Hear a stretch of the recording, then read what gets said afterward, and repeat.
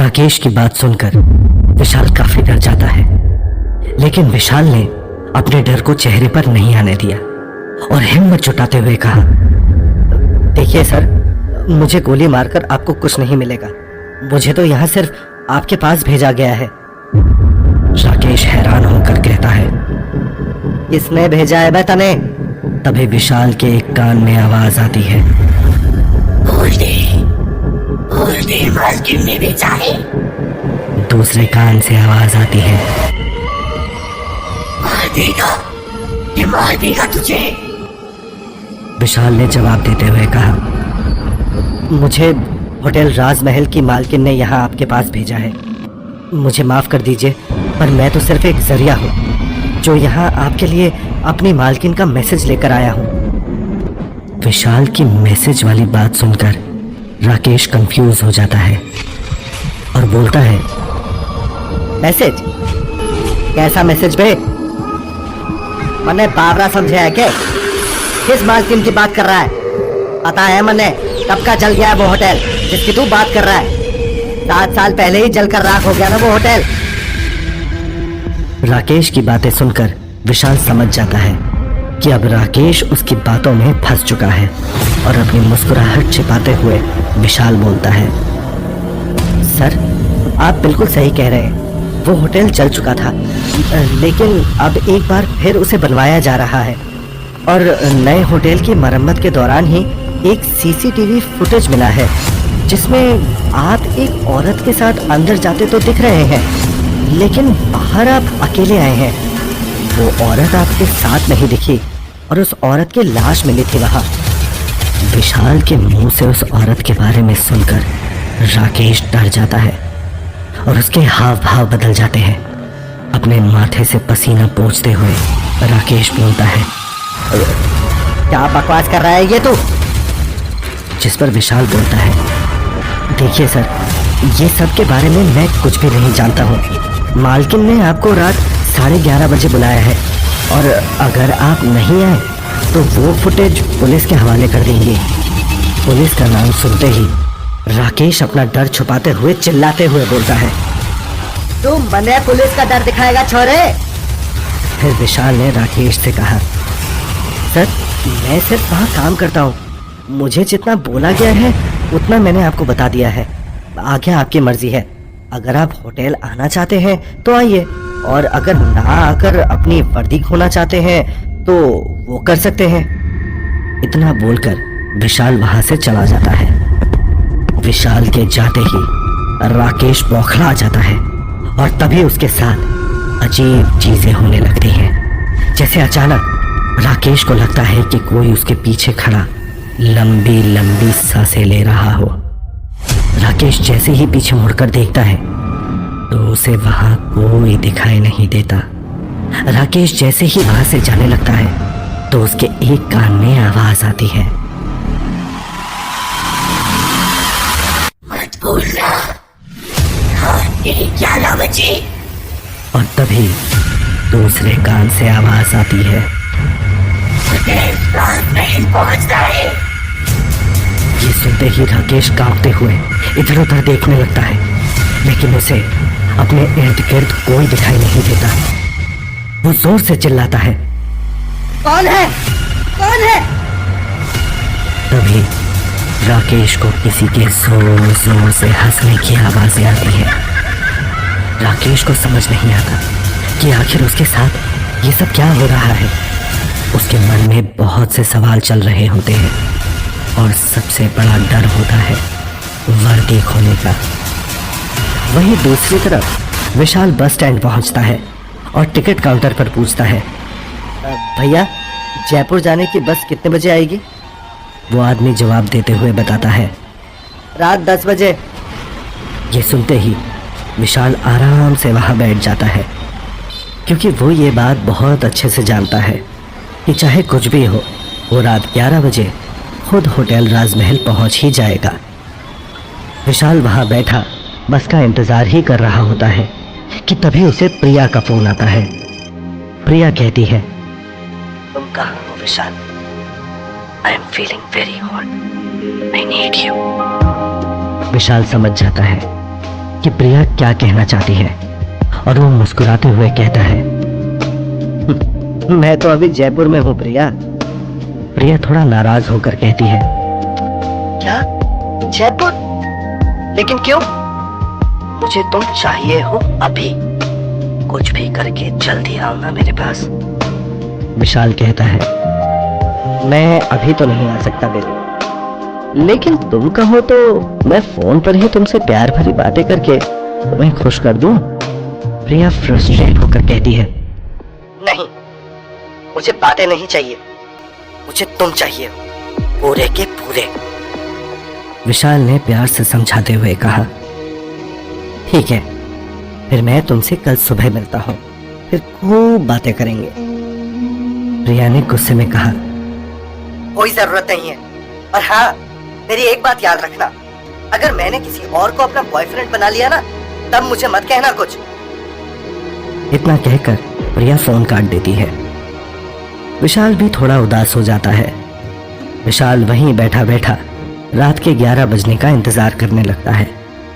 तभी 11 बजते ही विशाल को चक्कर आता है और उसका सर घूमने लगता है। विशाल अपना सर पकड़ लेता है और जैसे ही आंखें खोलता है तो वो खुद को होटल राजमहल के रिसेप्शन पर बैठा पाता है।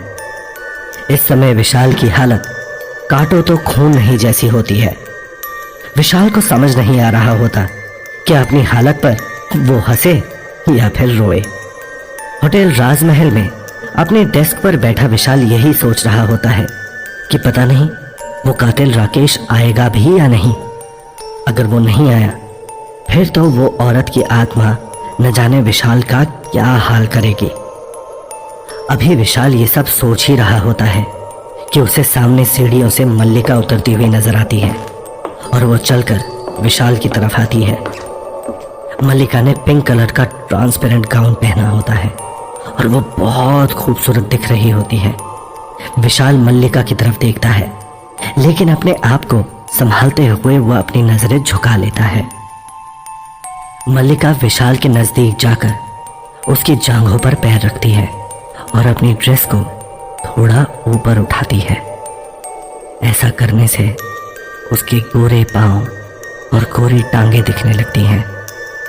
फिर मल्लिका विशाल से कहती है, विशाल देखो ना, मेरे पैरों में बहुत दर्द हो रहा है, प्लीज दबा दो ना। विशाल नजरें झुकाए हुए ही कहता है, सॉरी मैम, लेकिन ये मुझसे नहीं होगा। मल्लिका ये सुनकर हैरान हो जाती है और विशाल से कहती है, तुम मुझे कैसे मना कर सकते हो विशाल? क्या तुमने आज तक मुझसे ज्यादा खूबसूरत लड़की देखी है कभी? विशाल जवाब देता है, मैम, हर इंसान के खूबसूरती के मायने अलग अलग होते हैं, और वैसे भी मेरी गर्लफ्रेंड है और मैं उससे बहुत प्यार करता हूँ। मल्लिका ये सुनकर अपने पैर पीछे कर लेती है। इससे पहले कि मल्लिका कुछ कहे, होटल के बाहर एक गाड़ी आकर रुकती है। विशाल फटाफट बाहर की ओर देखने लगता है। तभी उस गाड़ी से राकेश हुड्डा बाहर निकलता है। उसने खाकी पैंट्स और सफेद शर्ट पहनी होती है। वो चलकर सीधे होटल राजमहल के अंदर आता है। तभी विशाल सामने देखता है कि मल्लिका राकेश को देखते ही धुआं बनकर उड़ जाती है। राकेश के होटल के अंदर पैर रखते ही ठंडी हवाएं चलने लगती हैं और सूखे पत्तों की आवाजें आने लगती हैं। राकेश हैरान होकर इधर उधर देखने लगता है। विशाल भी राकेश को देखते ही अपनी सीट पर खड़ा होकर उसका वेलकम करने लगता है। दूर से ही राकेश की नजर विशाल पर पड़ती है और वो विशाल को देखता ही धीरे धीरे कदमों से चलता हुआ रिसेप्शन डेस्क की तरफ बढ़ता है। उस शख्स के कदमों की आवाज होटल में फैले सन्नाटे को जैसे चीर रही होती है और चारों तरफ वही आवाज गूंज रही होती है। राकेश गुस्से से विशाल को कॉलर से पकड़कर उठाता है और बोलता है, ओ छोरे, कहाँ है तेरी मालकिन? जरा मैं भी तो देखूं। विशाल राकेश के हाथों से खुद को छुड़ाते हुए कहता है, सर 1 मिनट तो दीजिए, मैं अभी उनको कॉल करता हूँ। और तुरंत विशाल रूम नंबर 1101 में कॉल करता है और बोलता है, मैडम वो आ गए। राकेश इस बीच इधर उधर देखता है और उसे विशाल के अलावा और कोई दिखाई नहीं देता। वो हैरानी से विशाल से पूछता है, यहाँ और कोई स्टाफ नहीं है क्या? विशाल बात को संभालते हुए कहता है, अभी हम लोग हायरिंग कर रहे हैं सर। आइए मैं आपको बता दूं कि आपको कहाँ जाना है। इतना कहकर विशाल राकेश को लिफ्ट की ओर ले जाता है और बटन दबाकर लिफ्ट खोलता है। राकेश की ओर देखकर कहता है, जाइए सर, आप 11th फ्लोर पर 1101 रूम नंबर में जाइए। विशाल के मुंह से ये शब्द निकलते ही पूरे राजमहल का तापमान जैसे एकदम ठंडक में बदल जाता है। लाइट्स जलने बुझने लगती हैं, शेल्फ पर रखी बुक्स अपने आप गिरने लगती हैं और तो और चारों तरफ से अजीब अजीब सी आवाजें आने लगती हैं। होटल में हो रहे इस बदलाव को देखकर राकेश डर जाता है और कांपती हुई आवाज में बोलता है, इन छोरे, ये सब क्या हो रहा है? मन ठंड क्यों लग रही है इतनी? और ये आवाजें किसकी हैं? विशाल राकेश की बातों को इग्नोर करता हुआ बोलता है, सर आप ऊपर जाइए। राकेश विशाल की बातों को सुनकर इधर उधर देखता हुआ लिफ्ट के अंदर जाता है और बटन दबाता है। जैसे ही राकेश लिफ्ट के अंदर जाता है, वहां एक तेज हवा का झोंका उसके चेहरे को छूता हुआ गुजरता है, जिस वजह से राकेश के पूरे शरीर के रोंगटे खड़े हो जाते हैं। लिफ्ट जोरदार आवाज के साथ चल पड़ती है और उस लिफ्ट की लाइट अपने आप जलने बुझने लगती है और राकेश को महसूस होता है जैसे कोई उसे देख रहा है। वो अपने सर के ऊपर देखता है और वहां देखकर उसकी चीख निकल जाती है। राकेश के सर के ऊपर एक कटा हुआ सर होता है जिसकी आंखों की पुतलियां नहीं होती और वो लगातार राकेश को घूरे जा रहा होता है। उस कटे हुए सर से खून लगातार टपक टपक कर जमीन पर गिर रहा है। राकेश डर के मारे उस सर के नीचे से हटकर साइड पर हो जाता है। तभी अचानक लिफ्ट रुक जाती है और लिफ्ट का दरवाजा खुल जाता है। वहीं दूसरी तरफ विशाल भागता हुआ सीढ़ियों से 11वें फ्लोर की ओर बढ़ जाता है। हिम्मत करते हुए राकेश एक बार फिर ऊपर की ओर देखता है तो उसे वहां लिफ्ट में कोई दिखाई नहीं देता। ये देखकर राकेश में थोड़ी हिम्मत आती है और वो जल्दी से लिफ्ट से बाहर निकलता है। रूम नंबर 1101 उस फ्लोर का सबसे आखिरी रूम है और उस फ्लोर में राकेश के कदम पड़ते ही हर कमरे से अजीब सी आवाजें आने लगती हैं। राकेश जल्दी से भागता हुआ रूम नंबर 1101 के सामने पहुंचता है, लेकिन वो दरवाजा खटखटा पाए उससे पहले ही दरवाजा खुल जाता है। आओ राकेश, अंदर आओ, तुम्हारा ही तो कब से इंतजार है मुझे। कमरे के अंदर से आवाज आई। आवाज सुनकर राकेश कांपते कदमों के साथ अंदर जाता है और देखता है कि अंदर एक औरत राकेश की तरफ पीठ किए हुए बैठी है। पीछे से औरत की गोरी पीठ और उसकी कमर साफ दिखाई दे रही होती है, जिसे देखकर राकेश की नीयत फिर से खराब हो जाती है। वो औरत राकेश से बोलती है, बैठो ना राकेश, खड़े क्यों हो? राकेश हंसते हुए बोलता है, काफी खूबसूरत मालूम होती है आप तो मैडम। बस इतना सुनते ही वो औरत राकेश की तरफ मुड़ती हुई डरावनी आवाज में बोलती है, अच्छा तो आप बताओ ना, कितनी खूबसूरत हूं मैं। अपने सामने एक खौफनाक साये को खड़े देखकर राकेश के चेहरे की हवाइयां उड़ने लगती हैं। डर के कारण उसके हाथ पैर फूल जाते हैं और वो हकलाते हुए बोलता है, तुम यहाँ कैसे? तू तो मर गई थी ना मोनिका।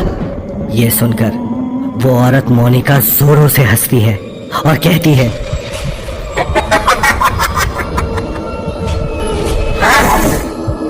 तू ठीक कह रहा है, मैं मर चुकी हूँ, लेकिन तेरे लिए नहीं। मैं तुझे मारने के लिए पिछले 7 सालों से भटक रही हूँ। मैं आज तेरी जिंदगी को तुझसे छीन करी, मैं अपना बदला पूरा करूंगी। इतना सुनते ही राकेश उठकर भागने लगता है, लेकिन जैसे ही वो दरवाजे के पास पहुंचा उसे मोनिका अपने सामने खड़ी दिखाई देती है।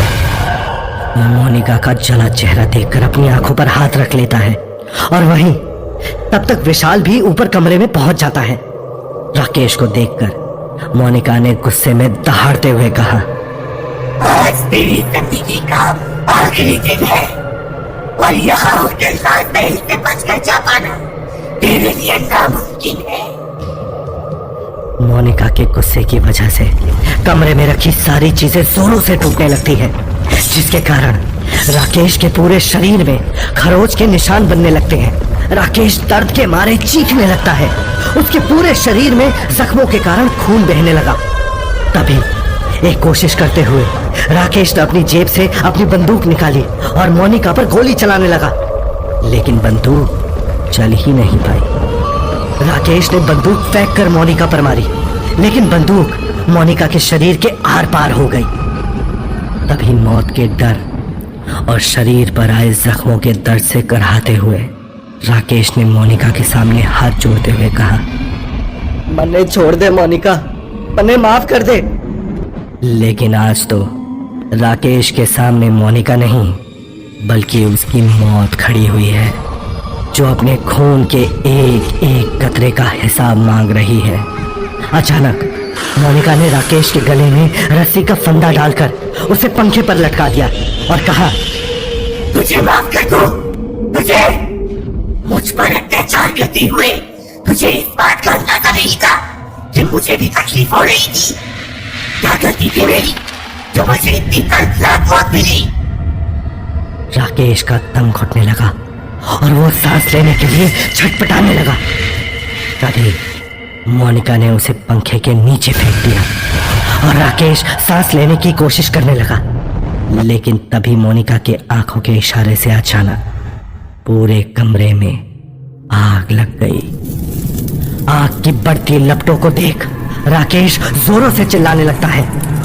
धीरे धीरे आग की लपटें पूरे कमरे को अपने आगोश में ले लेती हैं और इन सब के बीच राकेश भी आग की लपटों में घिर जाता है। राकेश को जलता देखकर मोनिका हंसते हुए बोलती है, अब पता चला तुझे कैसा लगता है जब शरीर आग में जलकर पिघलने लगता है।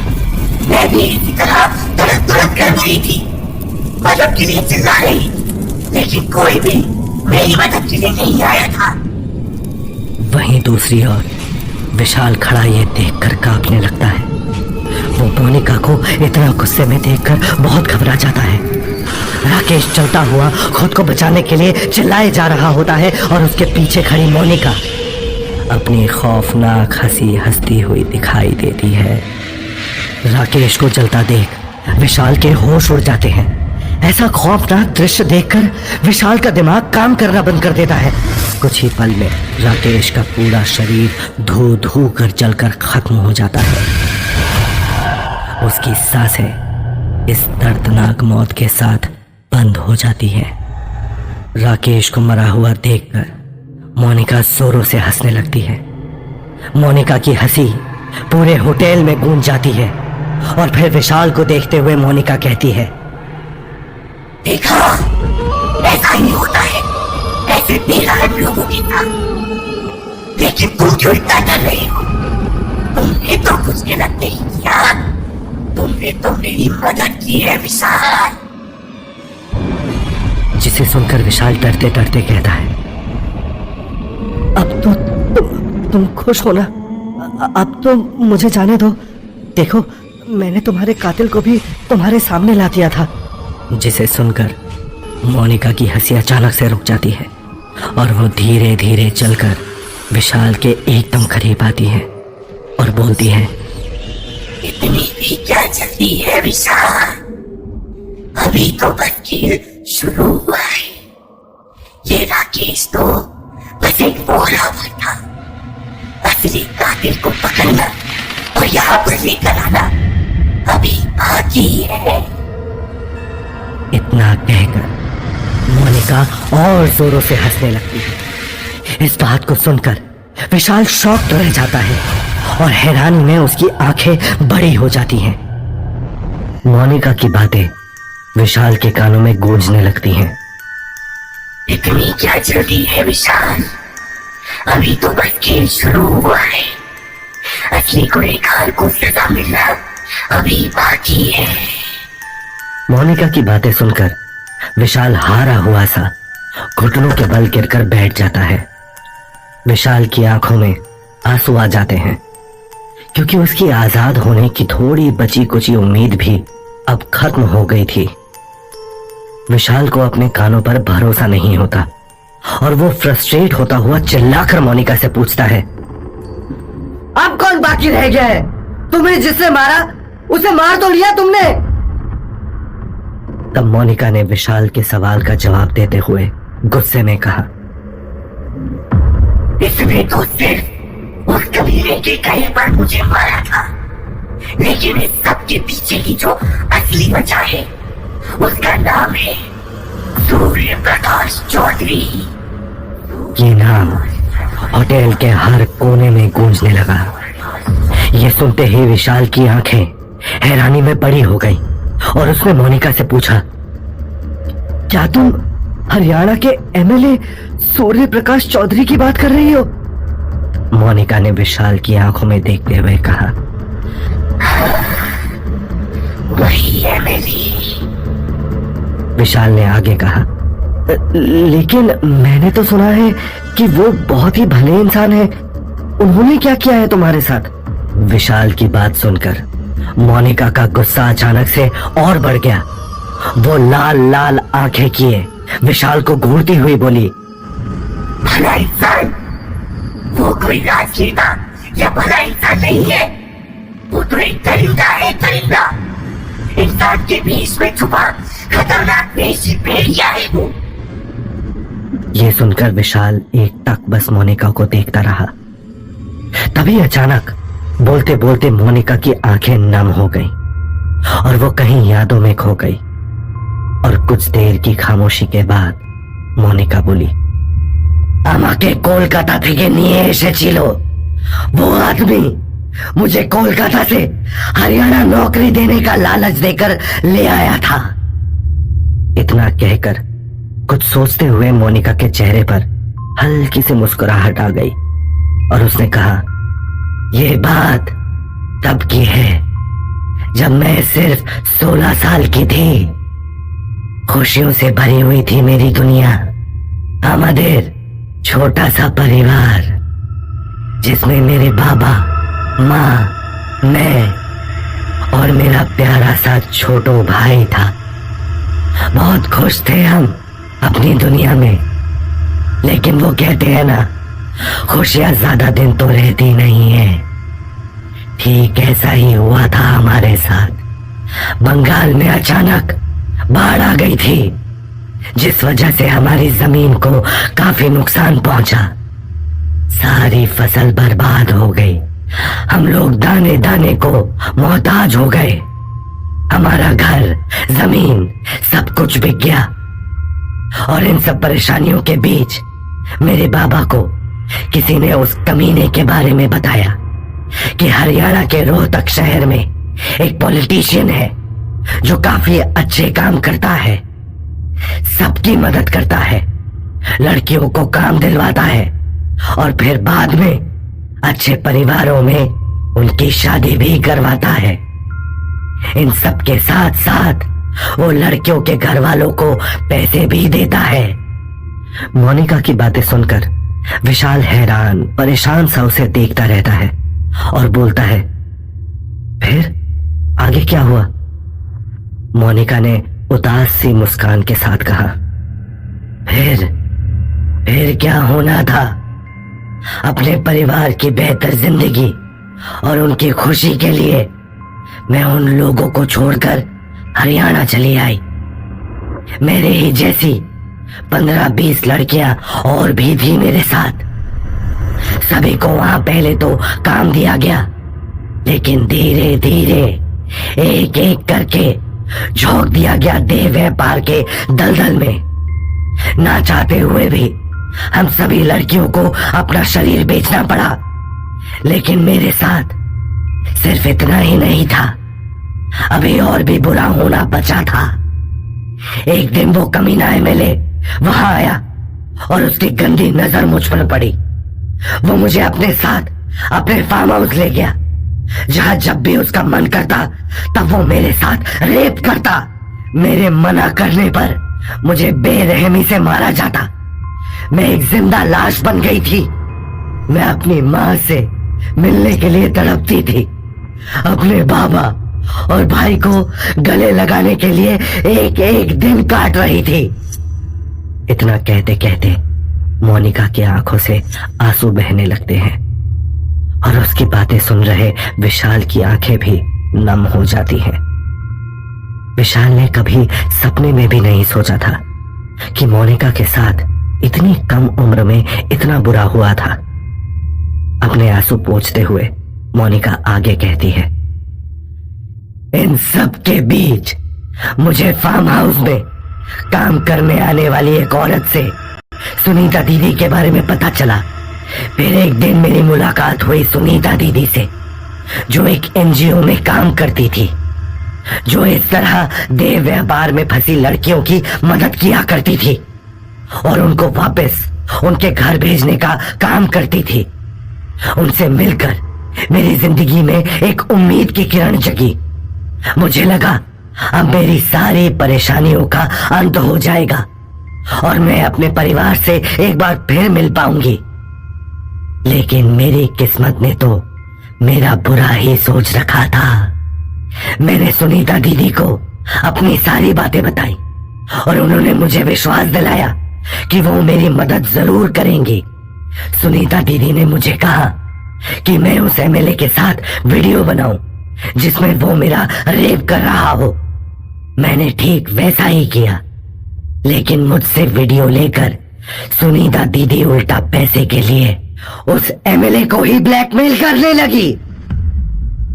विशाल की ओर देखते हुए मोनिका ने कहा, मैं हर तरफ से धोखा खा चुकी थी विशाल।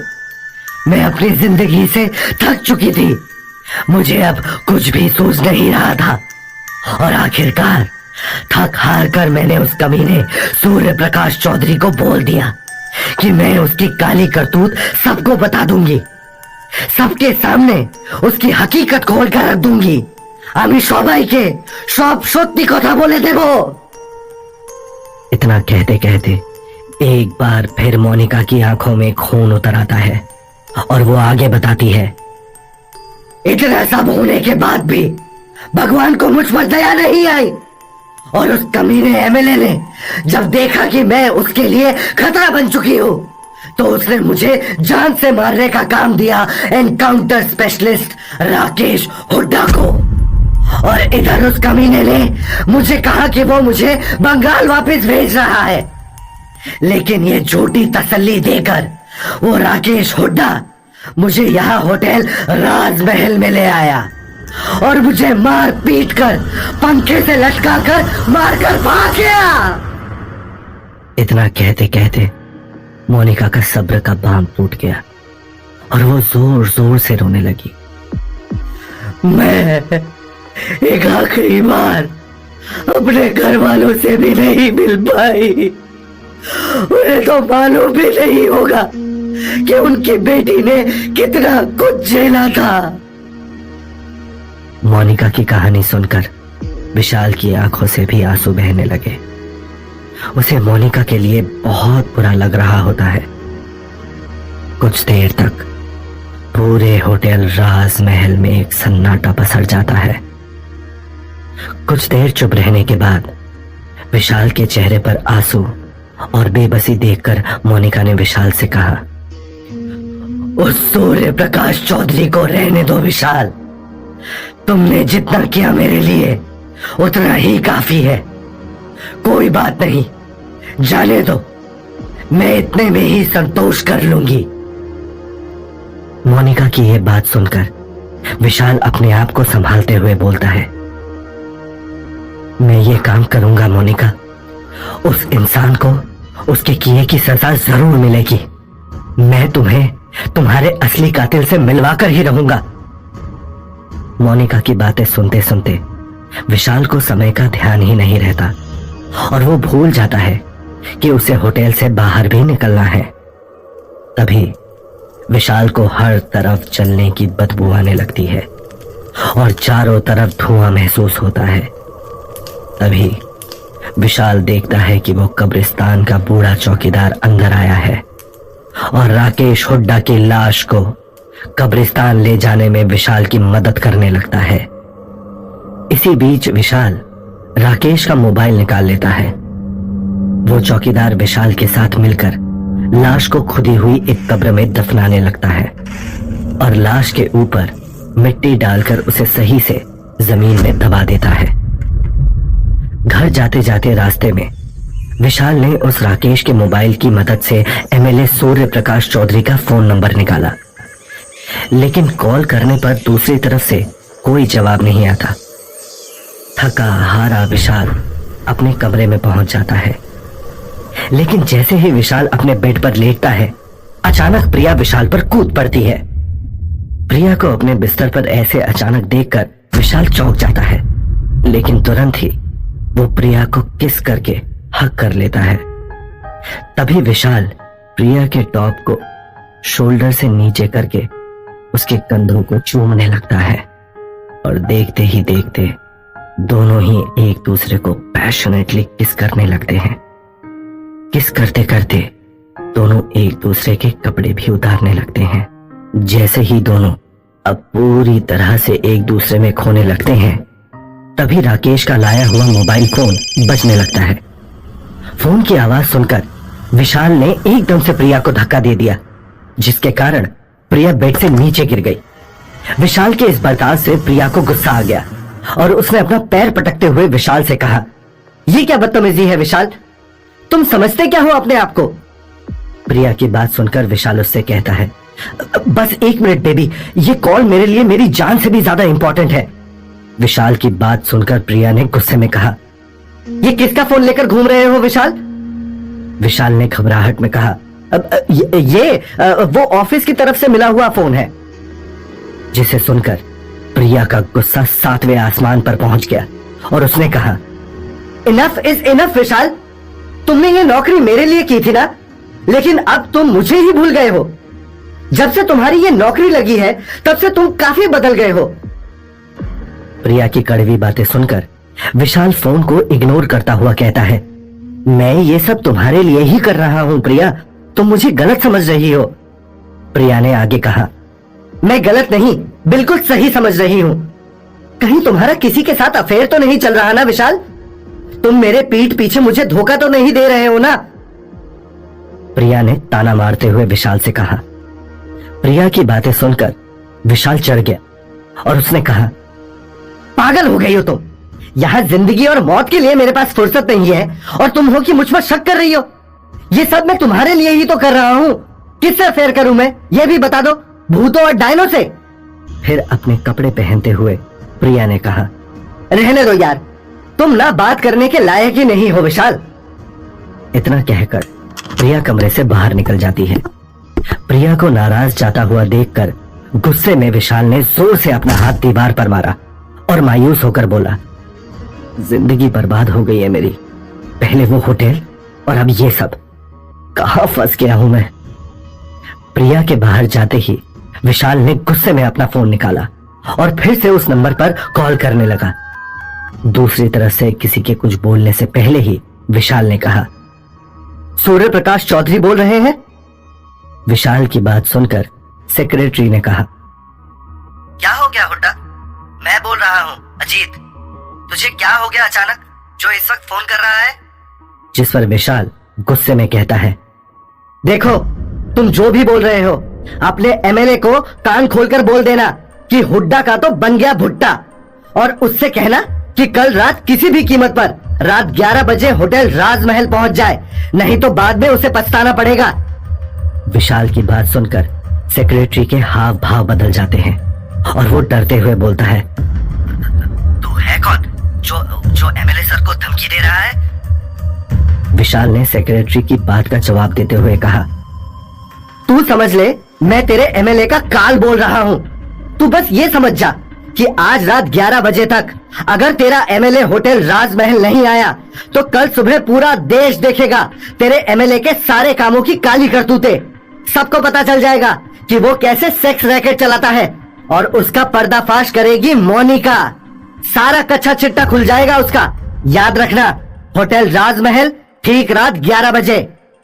इतना कहकर विशाल तुरंत फोन काट देता है। रात के 11 बजते हैं। होटल में पसरी अजीब सी शांति किसी आने वाले तूफान की तरफ इशारा कर रही होती है। और इधर अपने डेस्क पर बैठा विशाल बड़ी ही बेसब्री से एमएलए के आने का इंतजार कर रहा होता है। कल मोनिका की सारी बातें सुनने के बाद से ही विशाल ने यह तय कर लिया होता है कि इस एमएलए को उसके किए की सजा जरूर मिलनी चाहिए। उसने ना जाने आज तक कितनी ही मासूम लड़कियों की जिंदगी तबाह की है। अभी कुछ समय बीतता ही है कि तभी विशाल के होटल के अंदर किसी के कदमों की आहट सुनाई देती है, जिसे सुनकर विशाल चौकन्ना होकर खड़ा हो जाता है।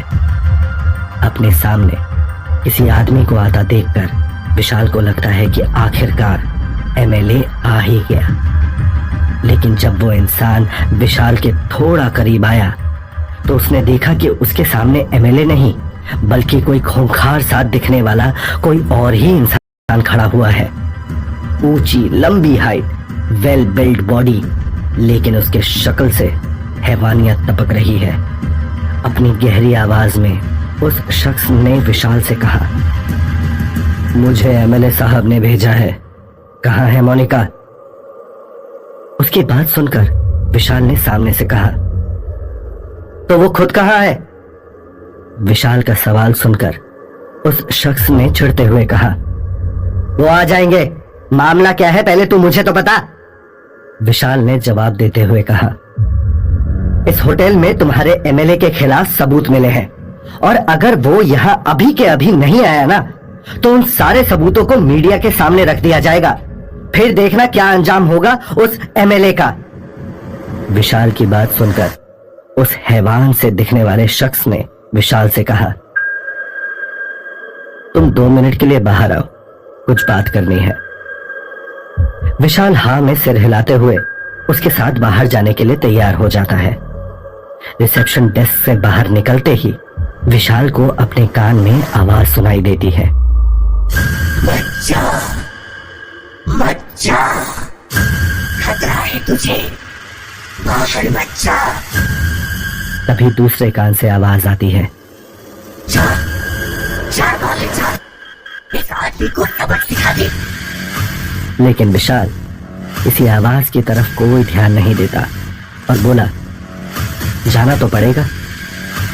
इतना कहकर विशाल उस शख्स के पीछे पीछे बाहर चला गया। जैसे ही वो लोग होटल राजमहल से बाहर निकले, उस शख्स ने तुरंत पलटकर विशाल के माथे पर बंदूक तान दी और बोला, देख रहे छोरे, तेरे पास 2 मिनट का वक्त है, सच सच बोल दे, कौन से सबूत मिले हैं तुझे, वरना मारी गोली ना पहचानती किसी को। एक बार ये गोली बंदूक से बाहर हुई तो काम खत्म करके ही रहती है। अपने माथे पर बंदूक तनी देखकर विशाल डर गया और उसे लगने लगा कि आज तो उसे कोई नहीं बचा सकता। तो आगे क्या होगा कहानी में? क्या विशाल का खेल यहीं खत्म हो जाएगा या फिर वो मोनिका को इंसाफ दिलाकर ही मानेगा?